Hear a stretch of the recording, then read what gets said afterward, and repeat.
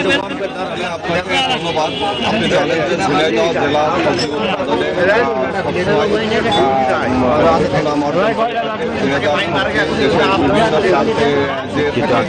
আমি এখন অবস্থান করছি আগাম সবজি বাজারে। এখানে প্রান্ত পর্যায়ের কৃষকরা নানা ধরনের সবজি নিয়ে আসছেন। এখানে পালন আছে, এখানে সবুজ শাক আছে, কলমি শাক আছে, বিভিন্ন ধরনের সবজি এখানে কৃষকরা নিয়ে আসছেন। এই সবজি এর আগে 25 টাকা আটি বিক্রি হয়েছে। আজ আমি পালং শাকের জিজ্ঞাসা করছি, তারা এখানে পাইকারি 15 টাকা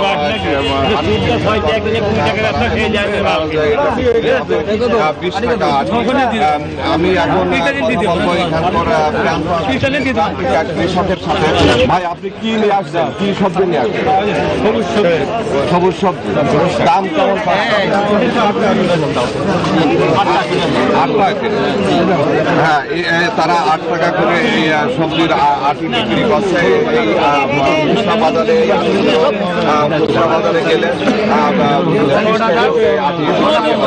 আমি এই বিষয়ে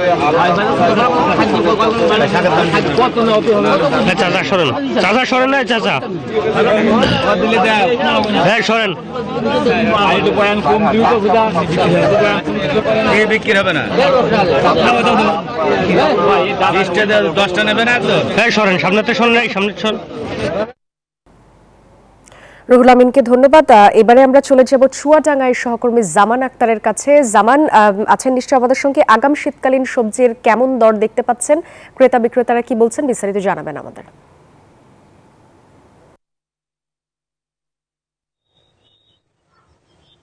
সাদি, আপনাকে ধন্যবাদ। আসলে আপনারা এতক্ষণ ঝিনাইদহ থেকে যেমনটি দেখছিলেন, চুয়াডাঙ্গাও কিন্তু একটি সবজি প্রধান এলাকা। এইখানে কিন্তু প্রচুর পরিমাণে সবজির আবাদ হয়। তো এখন কিন্তু শীতের শুরুর দিকেই কিন্তু শীতকালীন সবজি বাজারে আসতে শুরু করেছে, যেটিকে কৃষকরা বলে থাকেন আসলে আগাম শীতকালীন সবজি।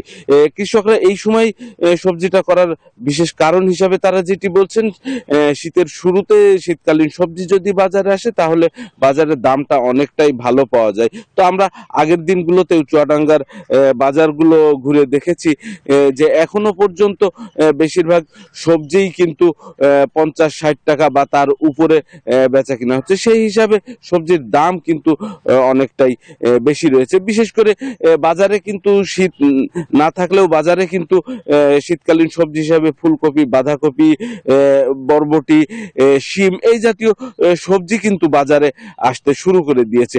কৃষকরা কিন্তু এইসব সবজি বাজারে নিয়ে আসছেন এবং উচ্চ মূল্যে বেচা কিনা করছে। আমরা এখন চুয়াডাঙ্গার একটি মাঠে আছি। এই মাঠে সকালে এসে আমরা যেটি দেখেছি, কৃষকদের ভিতরে এক ধরনের কিন্তু ব্যস্ততা দেখা গিয়েছে। কৃষকরা শীতকালীন সবজি ক্ষেত পরিচর্যা এবং শীতকালীন সবজি বাজারে তোলার জন্য কেটে প্রস্তুত করতে ব্যস্ত সময় পার করছে।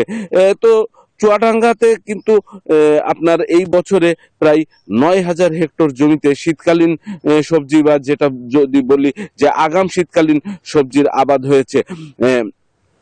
তো এই সবজিগুলো কিন্তু চুয়াডাঙ্গার বাজার সহ সারা দেশের বাজারে ছড়িয়ে পড়ছে। এই ছিল চুয়াডাঙ্গা থেকে আমার কাছে সর্বশেষ।